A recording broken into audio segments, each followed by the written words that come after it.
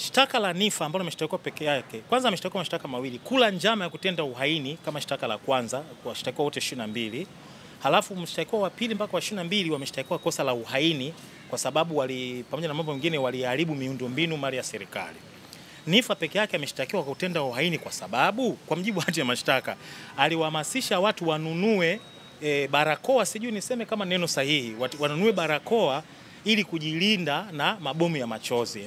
Sio maneno yangu, ndio maelezo ya hati ya mashtaka. Sasa mtu yote anaweza akawa na maoni sasa, hata kama sio mwanasheria akawa na maoni iwapo hiyo ni uhaini au la, lakini sasa kwa sababu liko mahakamani, wacha tutachakata mahakamani, mahakama itoe majibu kwamba kweli mtu kuwaalika watu wanunue barakoa ili kujikinga na mabomu ya machozi wakati wa uchaguzi mkuu hati ya mashtaka, mimi mambo ya uchaguzi mkuu ilikuwepo mimi sijui, lakini nasema hati ya mashtaka inataja uchaguzi mkuu iwapo ni uhaini.